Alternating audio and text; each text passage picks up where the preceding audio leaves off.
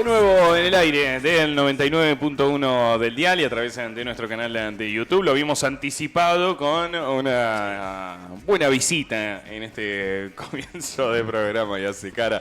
Está el senador Pablo Blanco aquí en los estudios de FM Origen. No lo vamos a aplaudir porque se enoja. Sí, no le gusta. Se enojó, así que no lo aplaudimos. ¿Cómo le va, senador? Bienvenido. Buen día. Buen día. ¿Cómo les va? ¿Cómo anda? Bien, ¿y ustedes? Bien. Me gusta que es un profesional. Lo mira el operador a ver si está... Si no me reta, ya me vino a dar instrucciones acá. A rajatabla. ¿Hace cuándo que no le daban instrucciones a Pablo Blanco? Che, veo que está con tiempo. ¿Puede ser? ¿Está con tiempo como para que charlemos un ratito? ¿Sí? ¿Le puedo preguntar si...? Depende. Porque fue una suerte de tópico de la jornada hoy esto de pagar derecho de piso. ¿Se paga derecho de piso en la política? Y yo creo que sí. ¿Sí? Sí, creo que sí. ¿Lo hicieron pagar derecho de piso cuando era joven? ¿De qué año milita? Yo desde el 72. 72. Sí. ¿Y qué era? ¿Ir a comprar bizcochitos? ¿Cómo se pagaba derecho de piso en ese? Y en esa época había muy poca actividad política en Tierra del Fuego, pero por supuesto al principio te hacen pagar derecho de piso siempre. ¿Pero bien o mal? No, bien. ¿No recuerda alguno así que dice, se fue a la mierda? ¿No? A mí donde me hicieron pagar derecho de piso, casualmente el año 72, cuando empecé a trabajar en el Banco Nación en Ushuaia. ¿Ahí sí? Ahí sí, por supuesto. ¿Qué es pagar derecho de piso ahí en el banco? Por supuesto, el primer día, viste, el banco atendía en esa época de 12 a 4. A las 4 de la tarde, 4 y media, te servían el refrigerio. Uh-huh. Y después del refrigerio, viste, en esa época no existía internet, no existía nada, todo era por correspondencia. Entonces había que preparar la correspondencia del banco, mandar papeles, viste, para todas las sucursales. Y después, de tomar la merienda, entonces empiezan a hacer la correspondencia y viene uno y me dice, bueno, vos que estás empezando, dame una mano. ¿Viste? Había cualquier cantidad de medidas de sobre, viste, de todo tipo, de acuerdo a la documentación que había que mandar. Y esos sobre madera grande, viste, había que cerrarlo, viste, yo no veía nada donde poder mojar el sobre, ¿viste? Entonces, recién el primer día de entrado, ¿viste? Asustado, cualquier cosa, te decían, ¿te fuiste? Entonces, ¿viste? Ya empecé a cerrar sobre con la lengua, ¿viste? Te juro, tenía la lengua, parecía lija ya de seca, ¿viste? Y todos miraban, ¿viste? Bueno, tuve como media hora así, después se mataban de risa, ¿viste? Pero bueno, eso sirve de experiencia, porque después cuando uno ya no era nuevo, sino que ingresaban otro, entonces uno se aprovechaba de los que ingresaban. Se aprovechaba de... Pero bueno. Ese fue mi primer derecho de pagar derecho de piso en el banco. O sea que hacía un poco lo mismo con lo que después entraban. No, por supuesto. Yo me acuerdo, uno que ahora es médico en Ushuaia, que entró al banco, ¿viste? Y era el banco viejo, donde ahora es el Museo del Fin del Mundo, ese era el Banco Nación. Entonces nosotros le contábamos, ¿viste? De la seguridad, las medidas de seguridad del banco. A la tarde, después que cerró el banco, entonces le hicimos las pruebas de seguridad. Le pintamos las plantas de los pies y de las manos con esa tinta para las huellas digitales. Sí. Y le hacíamos en una hoja, ¿viste? Le sacábamos las huellas digitales de los pies y de las manos, lo teníamos todo pintado, ¿viste? Diciéndole que en el banco se tomaban todas esas medidas de seguridad por si pasaba algo, ¿viste? El pobre Florentino lo teníamos todo pintado pies y manos hasta que nos agarraron, ¿viste? Pero bueno, son cosas que no... ¿En el Congreso no se paga derecho de piso ahí? Pasa que ¿de qué manera se puede hacer pagar derecho de piso? A un senador. Estoy intentando, claro, en el Congreso, por ejemplo. Y quizás si tenés planta ¿Qué permanente. te mandan? Claro. Capaz si hay alguno planta permanente. El derecho de piso lo pagaba de otra manera. Ajá. Te ignoran directamente. Claro. De entrada, sí. No es fácil. No, me imagino que no. ¿Vos laburás con planta permanente? Sí, tengo empleados. ¿Tenés empleados? Sí, más de la mitad de los empleados que tengo, de los 26 que tengo, son planta permanente. Claro, que no son tuyos, o sea, no son responden míos, a vos. No. Pero vienen de otras dependencias, de otros senadores que con anterioridad estuvieron. La mayoría trabajaban dentro del bloque de la Unión Cívica Radical. Pero sí, tengo 16 plantas permanentes. ¿Se portan bien? Sí. Son gente con experiencia, algunos con más de 30 años de servicio en el Senado de la Nación. Senador Pablo Blanco, ha sido durante muchísimos años un anhelo suyo una reforma de la Constitución de la provincia de Tierra del Fuego. Hay llamado a elecciones. 10 de noviembre los fueguinos vamos a votar, así que primero preguntarle si está contento, satisfecho, si es algo que lo entusiasma, o bien la manera terminó imponiéndose, la forma terminó siendo más importante que el fondo.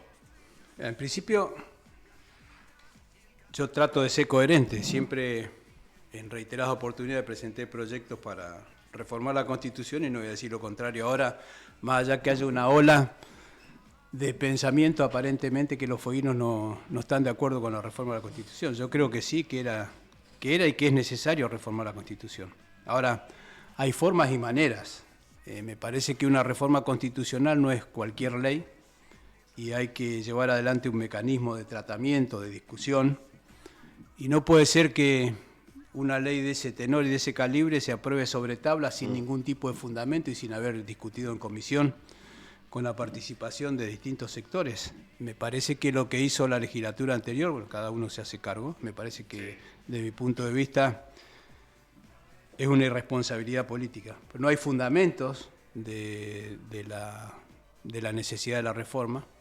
Se reforma más de 70 artículos. Sí. Me parece que es un exceso.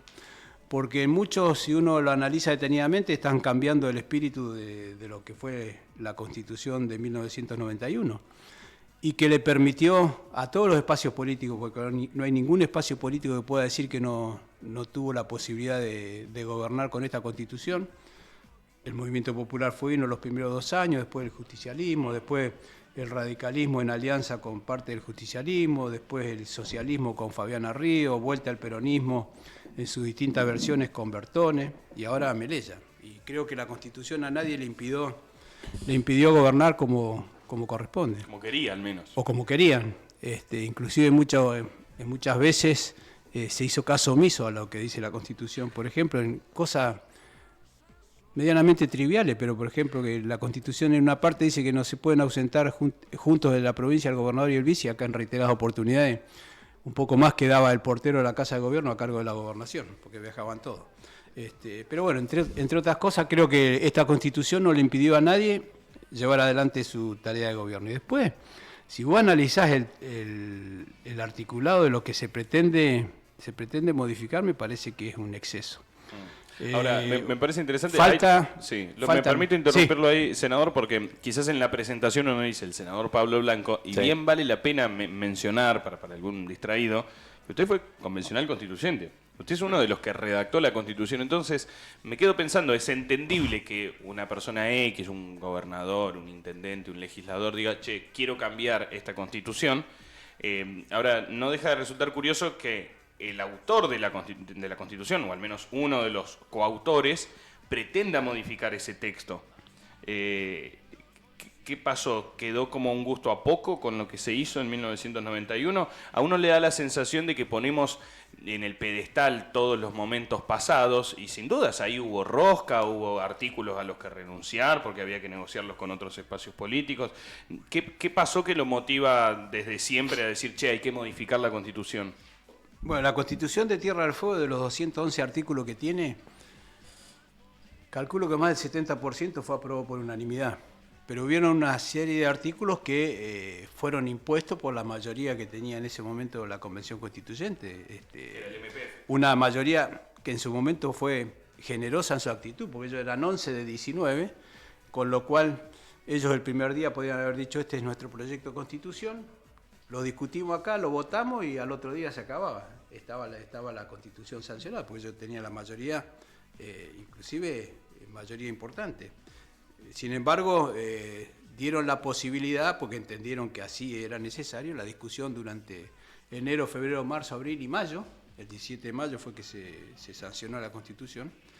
O sea, tuvimos más de 4 meses, o casi 4 meses y medio de discusión, prácticamente de lunes a viernes, de 8 a 20 horas, casi todos los días, con una ventaja, que todo lo que se discutió en la Constitución, en la Constituyente, está volcado en el diario de sesiones. Desde el primer día, desde la jura en adelante, desde el principio hasta el final, hasta inclusive algunas chanzas que se hicieron en la discusión de la Constitución, están volcadas en el diario de sesiones. Así que aquellos que tengan dudas sobre cuál fue el espíritu de la Constitución, de los constituyentes, por qué tal artículo, cuáles eran las explicaciones, quiénes estaban a favor y quiénes estaban en contra, están en los 2 tomos del diario de sesiones de la Convención Constituyente, que inclusive tengo entendido, están cargados en la página de la legislatura en forma virtual. Así que cualquier duda que haya respecto a algún artículo se puede analizar, leer, y sobre todo uno, que a mí me sorprende las opiniones, inclusive recién estaba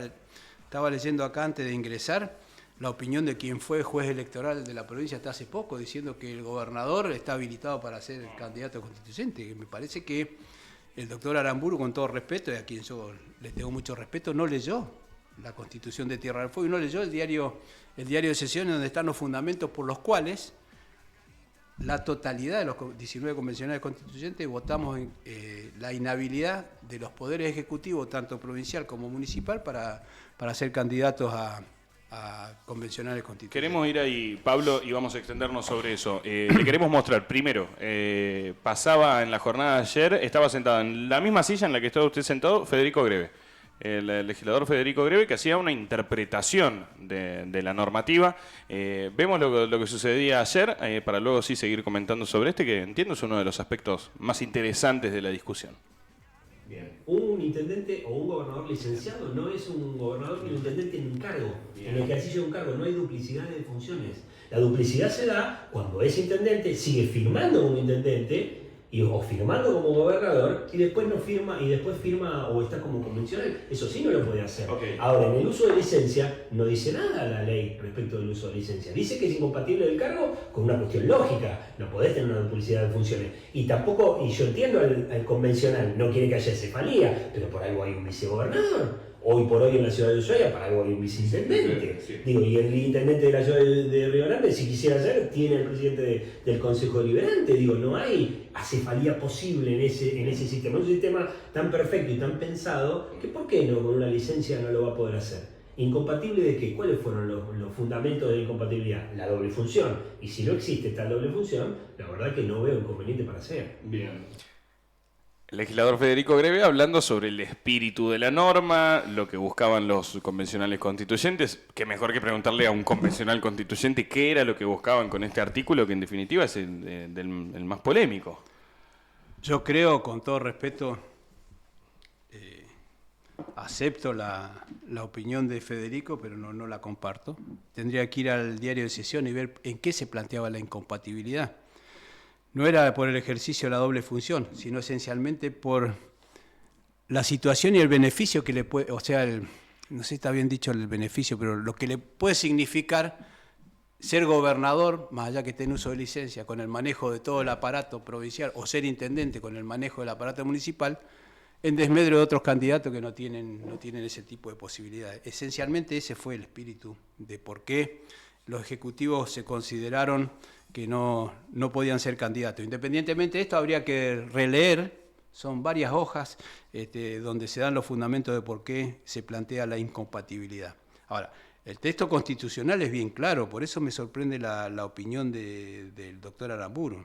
Dice que para ser convencional constituyente, si mal no recuerdo, hay que tener las mismas condiciones que para ser legislador, pero que es incompatible, y ahí hay un error con una impresión de constituciones, sí, que en un lado dice que no es incompatible y en otro lado que es. Claro. Ahí está. Esta es entiendo que es la que está para ser bien convencional redactada. Se requieren los sistemas para ser legislador. El cargo convencional no es incompatible con otros cargos públicos, salvo los de gobernador, vicegobernador o intendente municipal. Ahí me parece que está claro. Y ahí no tiene que ver, si vos vas a los fundamentos, por la doble función, porque es lógico que no puede ser cumplir las funciones de gobernador y convencional constituyente al mismo momento. Pero bueno, seguramente la justicia en definitiva es quien va a interpretar esto y veremos qué es lo que resuelven. Para mí yo la tengo reclara, porque bueno, recuerdo lo que fueron las discusiones, pero bueno, claro, en definitiva, esto es lo que ¿quién interpreta es lo que me resulta curioso, claro, que muchos estén hablando sobre lo que discutían los convencionales, sí, y los convencionales, bueno, hay muchos que están vivos. Pero en nuestro régimen jurídico, quien interpreta la Constitución en definitiva es la justicia, en este caso el Superior Tribunal de Justicia, así que habrá que ver qué es lo que opina la justicia, aunque muchas veces en Tierra del Fuego el espíritu no fue respetado. Por ejemplo, el tema el caso de la reforma a la Carta Orgánica de Ushuaia, bien claro que, bueno, si bien no hubo, creo que no hubo, o si hubo, no, a mi criterio no se respetó lo que establecía. Y aparte se hacen comparaciones que, como muchas veces se juega con la poca memoria de la gente, ¿viste? Parece ser que todo da lo mismo. Porque algunos dicen, bueno, pero en Río Grande se hizo la carta orgánica y el intendente fue candidato a estatuyente. Sí, es cierto, pero la ley 236, no, que era la que regía hasta el momento de la carta orgánica, no impedía, aún con las modificaciones de la Constitución, no impedía que el intendente sea candidato. Y a su vez estaba creando la carta orgánica, no estaba reformando la carta orgánica. En el caso de Ushuaia, Garramuño también fue candidato para crear la carta orgánica. En el caso de la última modificación de Ushuaia, el intendente en funciones, con la carta orgánica que decía que podía ser por 2 periodos nada más, no estaba creando una nueva carta orgánica, la estaba modificando. Con lo cual, a mi criterio, estaba inhabilitado para participar. Creo que si hubo presentación judicial, no sé si la hubo, no recuerdo en este momento, pero bueno. Hubo una declaración de certeza. Bueno, hubo una declaración de certeza. Bueno, lo mismo que en Tolwyn. Cuando fue lo de Tolwyn, que no, a mi criterio, no debía presentarse nuevamente, porque ellos agarran, Tolwyn era comuna, se regía por la 236, después se convierte en municipalidad y ellos toman como que la transformación de comuna a municipalidad le da una nueva posibilidad, y creo que no era así, pero bueno, es mi opinión. En definitiva, te reitero, el que debe determinar acá es la justicia y después, más allá que uno esté de acuerdo o no, hay que acatar lo que la justicia diga. Así que bueno, vamos a ver, pero yo creo que lo importante... ¿Qué artículos, Pablo? Vos mencionabas recién que, independientemente de cómo se empezó a gestar esto, que fue desprolijo, porque se votó fines de diciembre, sabiendo que se cambiaba la composición de la legislatura, se cambiaba un gobierno a nivel nacional con todo lo que eso conlleva, ¿qué artículos crees, independientemente de cómo se está dando esto, crees que merecen ser quizás revisados? Me voy a tratar de recordar un poco lo que yo he presentado en reiteradas oportunidades, pero yo presentaba modificación del régimen electoral. ¿Por qué? Porque el régimen electoral es algo que se puede ir modificando con el transcurso y el devenir del tiempo, porque no es lo mismo lo que se pensaba o cómo se actuaba en el año 1990-91 que lo que sucedió con posterioridad. Y tener el sistema electoral en la Constitución, que es una cláusula rígida, si bien dice que que se debe reglamentar por la ley electoral, pero pone principios que no podés modificar con la ley, como era tacha y agregado. Acá se reglamentó la tacha, nunca el agregado, independientemente que cuando nosotros presentamos el proyecto de ley electoral estaba en la reglamentación el agregado, nunca fue aprobado. Pero hay algunos lineamientos básicos que están en el texto constitucional que con el transcurso del tiempo uno los puede ir modificando.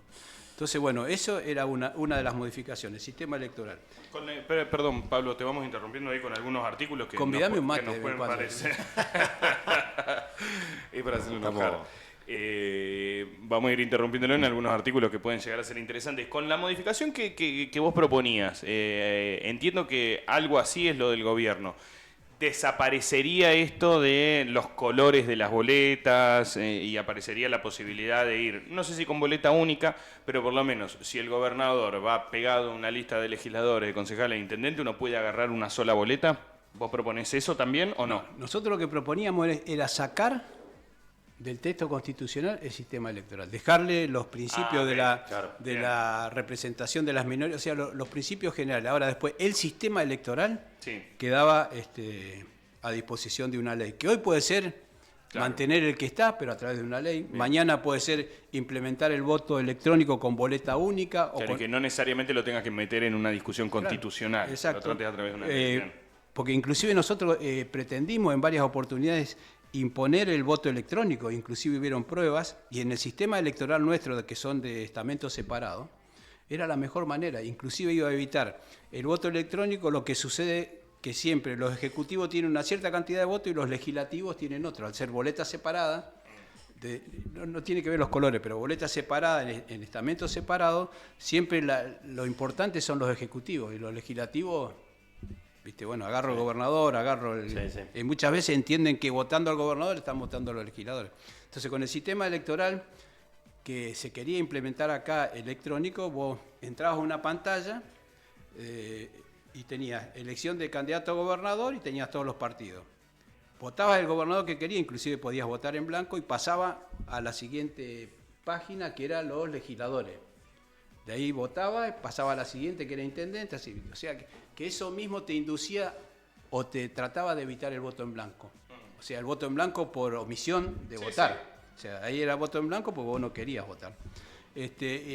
Nosotros lo que hacíamos era sacar el sistema, viste que en la ley electoral está que son colores distintos, fechas diferentes, las tachas, los agregados y un montón de cosas más que en este momento no recuerdo.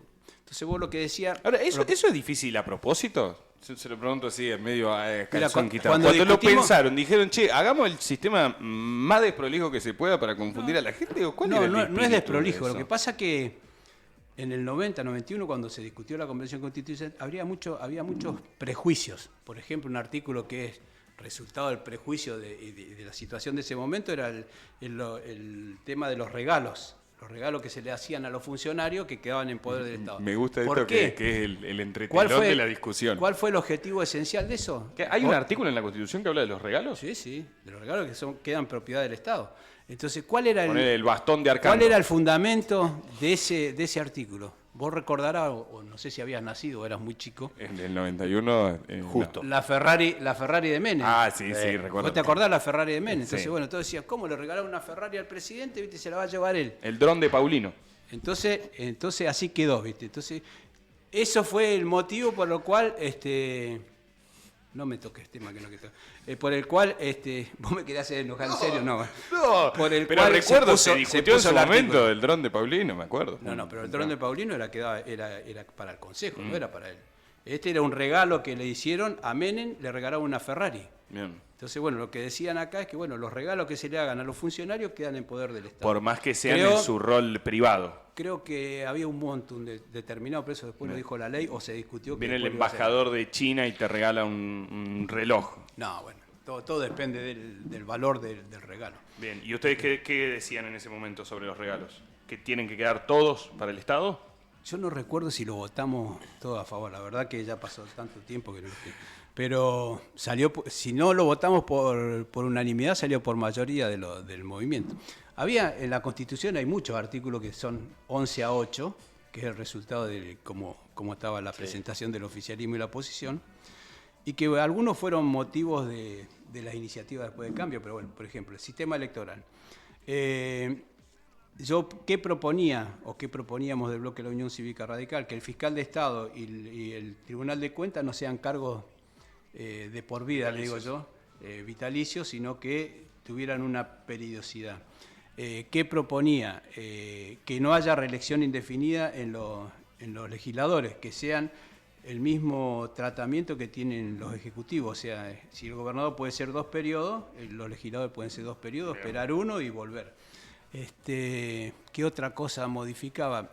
El tema del reparto de misiones y funciones entre municipio y provincia, que queden de una manera mucho más clarificada, a efectos de evitar esta interposición o sobreposición de funciones, que el gobierno tiene acción social y la municipalidad también, turismo, gobierno y municipalidad, o sea, defensa civil, todo está duplicado en esta provincia. Sí, incluso mismo dentro triplicado. Mismo dentro actualmente se planteaba esto hace pocos días, teniendo en cuenta producto de la crisis energética que atraviesa Ushuaia, la Dirección Provincial de Energía. Uno no sabe realmente qué rol termina de cumplir. Hoy, en palabras, digamos, del propio ministro Alejandro Aguirre, ministro de Energía, dicen, bueno, no es momento por ahí de empezar quizás a unificar algunas áreas que evidentemente no están dando sus resultados. Bueno, lo que pasa es que cuando se... Porque acá salió a hablar Aguirre, no digo acá en esta radio, a lo largo de esta semana, Aguirre, Castillo y la Dirección Provincial de Energía. Bueno, lo que pasa brilla es que cuando por su ausencia, ¿no? Lo que pasa es que cuando se inició esto en el ámbito de la provincia, no existía el ministro de hidrocarburos, ¿viste? Entonces, energía el presidente de Energía era la autoridad máxima. Ahora energía depende, ¿viste? de hidrocarburos. Después se generó un organigrama o una ley de ministerio que no eran los primeros 5 ministerios que, si mal no recuerdo, que tenía la provincia. Después aparecieron ministerios por todos lados. Y eso no es no es culpa de la Constitución, sino que es como fueron llevando adelante los gobiernos, ¿viste? Parece ser que las funciones se ejercen mejor cuando tenés un montón de ministros. La verdad que me parece que no es así. Pero bueno, yo vuelvo a decir, esta Constitución le permitió a todos los espacios políticos ser oficialismo y ser oposición. No hubo ningún impedimento. Bueno, ¿qué otra de las cosas pretendíamos modificar nosotros? El sistema electoral, los organismos de control, los roles entre las municipalidades y la provincia, la reelección indefinida de los legisladores, inclusive los cargos vitalicios. En la legislatura yo planteábamos, digo yo, pues bueno, era el que hinchaba con esto, pero era el bloque, planteábamos la posibilidad de la renovación por mitades de la Cámara Legislativa, o sea que cada 2 años. Mirá. Pero creo que, bueno, visto cómo está la situación ahora, me parece que no sé si es positivo o no. Y ese es un proyecto original que nosotros traíamos desde la Convención Constitucional. Está bueno, pero la gente se la va a pasar en elecciones. Encontré el artículo de los obsequios, claro, estaba fijado por Constitución. Acá es donde vos decís, esto no se puede normar a través de una ley. Artículo 11. Los obsequios que reciban los integrantes de los poderes del Estado provincial en su carácter de tales y que tengan valor económico, histórico, cultural, según establezca la ley a dictarse al efecto, serán propiedad exclusiva del pueblo de la provincia y la misma ley deberá fijar su destino. Tomá. ¿Conocés a alguno que se llevó algo? No sé.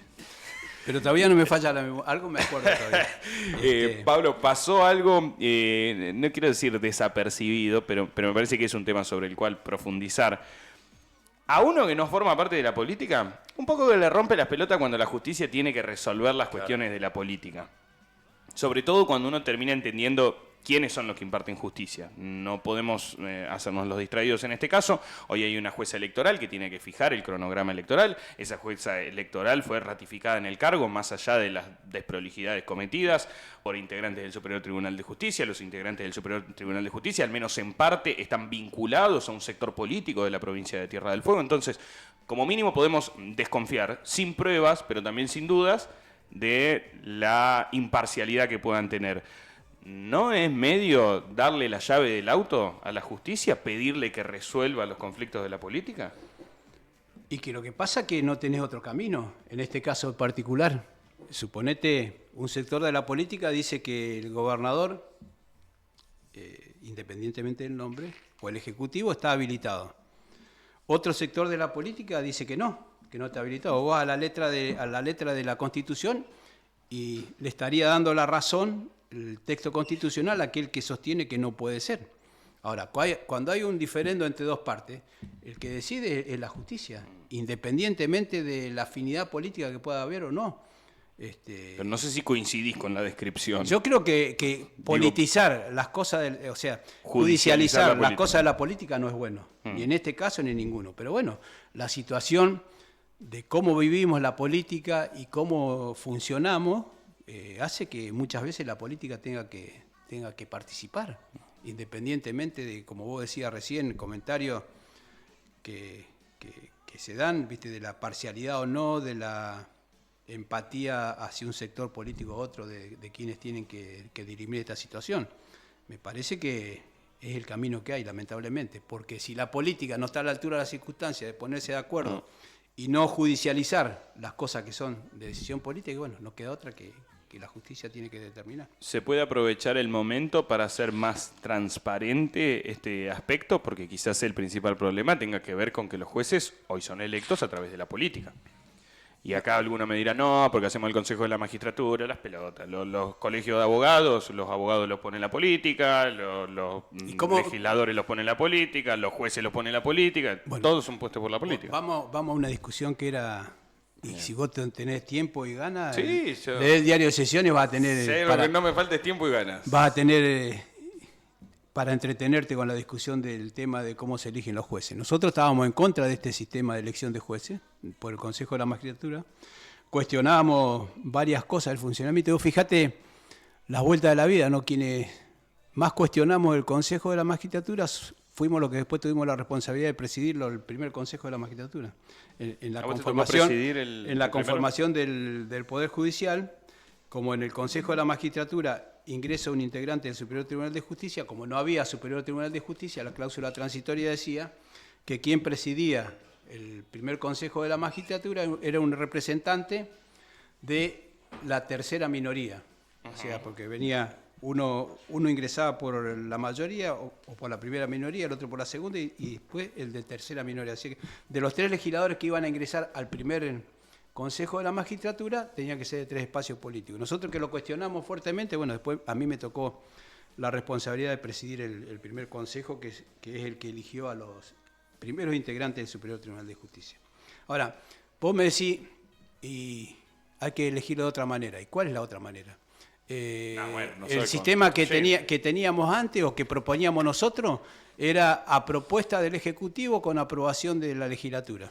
Era mociones también del Poder Político. Tampoco brindaba mucha garantía. Lo que proponía el convencional Asburgue, elección popular. Esa me gusta. ¿Por qué? Es de la política también. ¿Vos te imaginás los jueces haciendo campaña política para que los elijan? Sonaría medio raro, por lo menos. Pero no lo podés cuestionar. Pero no lo podés cuestionar. ¿Por qué? Sí, porque lo eligió la gente. Yo no discuto las elecciones. Bueno, escúchame, yo tampoco discuto las elecciones, pero vos decís lo eligió la gente. Los legisladores que fueron al Consejo de la Magistratura lo eligió la gente. El ministro de Gobierno o del Poder Ejecutivo. ¿Cómo que no? Sí, pero no. Sí, pero no. No, ¿cómo? es que sí. A ver, son electos por la gente, pero puestos en una lista a través de la política. No puedo ir... mirá lo que pasa hoy. Lo hablábamos ayer con Greve. Hoy, yo quiero hacer la lista de FM Origen para participar en las elecciones de convencionales constituyentes, porque me considero... No me dan los tiempos, porque no tengo un partido político habilitado. Bueno. No, pero bueno, pero no. Eso también... es la política cuidándose el culo también. Otra cosa. No es la política cuidándose... Pero es otra cosa. Vos pero una convención constituyente, ¿por qué solamente van a participar los partidos políticos de una convención constituyente? Fíjate otra de las cosas que nadie observa, me parece, o si lo observaron, viste, uno que está lejos, por ahí no lo escucha. Los plazos. Primero, la discusión de los plazos. La ley dice 210 días, no aclara si son hábiles o corridos. ¿Qué dice la Constitución? Los días son corridos, los días son hábiles, salvo que diga lo contrario. Que se explicite. Bueno, entonces, esta ley dice 210 días hábiles, 210 días, que son no aclara. hábiles. Otra cosa, llamaron a elecciones ahora en 25 de julio para noviembre. Tenés poco más o poco menos 90 días. Ningún espacio político, o salvo los que elegimos los candidatos a través de la elección interna, tenemos el tiempo suficiente que establecen nuestras propias reglas internas para elegir los candidatos. Claro, ustedes que son fanáticos de las internas, por ejemplo, no podrán hacer una interna. Vuelve a pasar lo mismo que pasó con las elecciones provinciales. El Ejecutivo la fija de tal manera que no hayan los plazos suficientes y necesarios para poder llevar adelante el desarrollo de la vida interna de los partidos políticos. En un tema ni más ni menos tan esencial como una reforma constitucional. Que no solamente tenés que llevar adelante el proceso interno, sino que tenés que tener una campaña, porque la gente no va a elegir a Juan, o no debería elegir Juan, Pedro o Antonio, sino cuál es el proyecto de Juan, cuál es de la gente en esta, sobre todo en esta reforma constitucional, o en una materia como reforma constitucional, independientemente de las personas, tendría que elegir los proyectos de reforma. Porque acá la ley dice 70, 71 artículos. ¿Sí? Ahora, ¿para qué? ¿Por qué? ¿Cómo? Lo dice, de hecho, porque el proyecto no tiene fundamento. Y si vos lees los fundamentos de la legislatura cuando plantean los que están a favor y los que están en contra, los más coherentes son los que están en contra. Porque los que están a favor, ¿viste? Agarraron la guitarrita, con todo respeto lo digo, y empezaban, ¿viste? a guitarrear. Ahora, ¿por qué no explicaron, quieren modificar el tema de la capital? No sé, ¿por qué quieren modificar y eso está establecido también por Constitución, digamos, por la que hoy está vigente. Me parece que la Constitución no es una ley más. La Constitución ¿Cree que se le bajó el precio? Pero bajo todo punto de vista, del momento de cómo se trató, se le bajó el precio. Porque vos lo podías haber tratado lo mismo si tenían los números, tenían la mayoría. ¿Por qué no lo discutieron en comisión? ¿Por qué no lo discutieron en comisión? ¿Por qué lo trataron sobre tablas y el proyecto presentado al Ejecutivo? ¿Dónde están los fundamentos? ¿O dónde están los fundamentos de los distintos espacios políticos? ¿Por qué estaban a favor o por qué estaban en contra? Lo tomaron como si fuera una ley más y me parece que no es así. Y te aclaro que quien está hablando está a favor de que hay que reformar la Constitución. Pero hay que reformarla como realmente corresponde. Senador, ¿y cómo, en base a su experiencia y lo sucedido en aquella constitución de 1991, en cuanto a los plazos de discusión, hoy la oposición habla mucho de que la vía institucional de Tierra del Fuego se va a ver paralizada o va a entrar en una gran pausa producto de esta discusión que se va a dar a partir del 10 de noviembre en adelante? Yo creo que no. ¿Pueden vivir o convivir, digamos, tanto a la actividad parlamentaria? ¿Cómo crees que va a encontrarse Tierra del Fuego? ¿Cómo vivió o convivió? No, digo, No, hoy claro. la oposición para la reforma que se pretende hacer actualmente a partir del 10 de noviembre, una de las críticas que tienen es que se va, digamos, en cierta forma a paralizar la vía institucional No es cierto, no es cierto. de Tierra del Fuego. ¿Por qué se está discutiendo esto? ¿Esto es así, no es sé, así? No es así, porque en el 91, cuando en enero arrancó la Convención Constituyente, no se paralizó nada. Siguió funcionando la legislatura, siguió funcionando toda la institucionalidad del ex territorio en su momento y funcionaba por carriles separados la Convención Constituyente. En la modificación, en la creación de la Carta Orgánica de Río Grande o de Ushuaia en su momento, siguió funcionando normalmente el Consejo Deliberante, si tenían ganas los concejales, el Ejecutivo sin ningún tipo de inconveniente, independientemente de la estatuyente. Me parece que esa es una excusa que uno puede plantear, pero no es la realidad. No hay ningún impedimento, porque no es que estás discutiendo la reforma de la Constitución y se paralizó todo. Las leyes siguen vigentes, porque vos no sabés si en la reforma va a salir alguna modificación, o puede ser que por ahí, a los 2 o 3 días o al poco tiempo digan, bueno, acá se cierra, no se modifica nada, o se modifica uno o 2 artículos y el resto no. Entonces me parece que no, que esa puede ser un fundamento, pero muy agarrado a los pelos. Pablo, el funcionamiento institucional va a seguir como si nada fuera. Bien, uno de los artículos que más me agrada de la Constitución que celebraron en el 1991 es el que suprime los tratos honoríficos, lo que nos permite, si bien guardar cierto respeto por la investidura, poder decir también que hay personas en la política, concejales, legisladores, uno les da ese vaso y la O le sale cuadrada. ¿Cómo garantizamos que aquellos que sean convencionales constituyentes conozcan de derecho constitucional? Porque no van a discutir cuestiones vinculadas a la política. Y en general termina primando, cuando nos acercamos a una contienda electoral, lo que prima es el que cosecha votos y no el que sabe hacer. Esto lamentablemente es así. Entonces los partidos políticos van viendo, no, mira, este mide bien, lo traemos. No es que están viendo, che, mira, este tiene buenas ideas. No es una condición sine qua non que sepas laburar. Entonces, ¿no corremos riesgo también de encontrarnos con una convención constituyente donde los que sean constituyentes no sepan de derecho constitucional? No necesariamente para ser candidato tenés que ser un experto en el tema. Que es bueno, sí. Vos fijate la convención constituyente, los 19 que hicimos entre toda la constitución de Tierra del Fuego. Había abogados, sí. Había escribanos, que era Güey Jurados y López Fontana. Abogado estaba Martinelli y, bueno, López Fontana, estaba Andrade. Había ingenieros, había un geólogo, había varios abogados porque estaba Martinelli, estaba Amena. Asburgue. No, Amena no. Amena no. No. Geólogo, que era Rabasa, por ejemplo. Sí. Había ingenieros, había contadores, había comerciante, como era Ruggero Preto. Había docente como Diana Wilson y había bancario como Lito Castro y yo. Y sin embargo, estaba Elena, que no sé, no tenía una profesión universitaria, me parece, o era despachante de aduana. Y sin embargo, entre todos se pudo hacer una constitución que, vuelvo a decir, en muchos casos fue una constitución de avanzada. Inclusive después de la reforma del 94 se tomaron varios temas de la reforma de la Constitución de Tierra del Fuego. Entonces, no necesariamente vos tenés que ser abogado, porque si no, con ese criterio todos los candidatos van a querer ser abogados. Tenés que tener la inteligencia de buscar asesorarte con aquellos que estén en el tema. Entonces, me parece que no es una condición sine qua non de ser constitucionalista.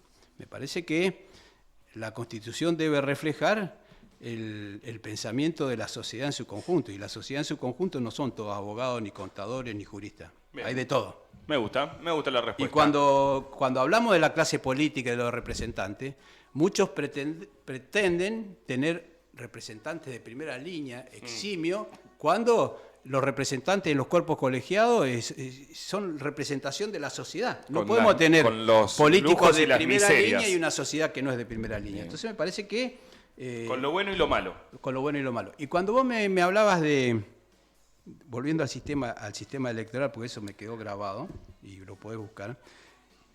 Lo que pretendió el Movimiento Popular Fueguino fue poner un sistema adelantado. Y ellos muchas veces lo decían en los fundamentos, ¿no? Porque en el cantón de Suiza, en el COSE, claro, querían traer una sociedad altamente avanzada políticamente, con una cultura completamente distinta al canibalismo que vivimos en la Argentina y que vivimos en Tierra del Fuego, implementarlo en la provincia. Claro, vos imaginate con respeto lo digo por nosotros. Me hace acordar a Tito Estefani, ¿te acordás de la Un campaña suizo, cuando decía, un suizo, no quería comparar con... la actividad política o la forma de ver la política de un suizo con un fueguino, no tiene nada que ver. Entonces eso es lo que nosotros le discutíamos. Bien.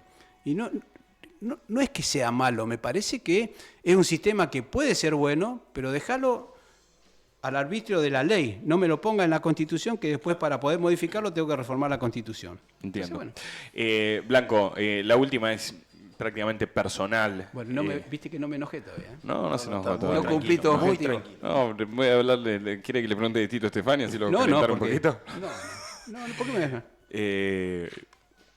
Hay interna en el radicalismo. El 1 de septiembre fijaron la fecha, ¿No ¿no? es cierto? Sí, así quedó el otro día. Tuvimos una ¿Hoy se reunión juntan? vía Zoom. Hoy se junta la convención. ¿A quién apoya a Pablo Blanco? A los candidatos de la Unión Cívica Radical. Pero primero quiero ver el proyecto. Ok, bien. Me parece que esta, como te decía antes, es una discusión de un proyecto independientemente de los nombres. Ok, le pregunto brevemente. Creo que son pocas las posibilidades que se le presentan a uno de ser convencional constituyente y muchas menos las posibilidades que tienen que ver directamente con el calendario de que suceda 2 veces en la vida. He hablado con muchos abogados estos últimos días, abogados vinculados a la política, y me decían, es más que ser legislador, es más que ser concejal, es lo más alto a lo que uno puede aspirar, es tener un bastoncito, entrar al estudio, entrar al despacho y tener un cuadrito que diga sos convencional constituyente. Ya tiene uno, que es el que además le regalan todos los años, así que debe tener un montón. ¿Le gustaría un segundo? Digo, no sé si hay en la Argentina una persona que haya sido 2 veces convencional constituyente. Mira, Mario Ferreira, por ejemplo, fue provincial y municipal. Bien, pero no 2 veces provincial. Yo no sé si debe haber caso, porque en principio hay un impedimento que no todas las provincias van modificando cada 30, 40 años. Puede haber, que es porque la vida hay provincias útil, del norte entre comillas. donde lo han modificado, pero yo ya tengo ese, fue mi primer inicio. Bien. O sea, mi inicio en la política Debutó en fue primera. convencional constituyente, así que tengo ese, tengo el de legislador, tengo el de senador, que era el broche de oro, que vos tanto insististe, así que Yo no insistí. me parece que la Unión Cívica Radical necesita caras nuevas, necesita Ok. gente nueva.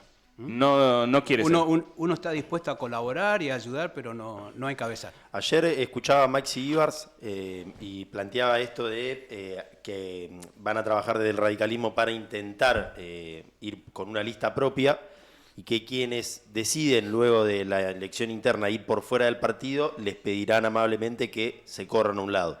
¿Qué postura tiene Blanco en este sentido? Respetar lo que diga la convención del partido. Si el partido dice que no va a haber posibilidad de alianza, habrá que ir con la lista propia. Si la convención abre la posibilidad de haber alianza, será en alianza. Pero es lo que decida el órgano máximo del partido, que es la convención provincial. Y yo voy a ser respetuoso de lo que diga la convención provincial. Si dice lista partidaria únicamente, será lista partidaria. Y aquellos que opten por otros caminos, como lo han hecho en otras oportunidades, que han optado por distintos caminos, pero todavía tienen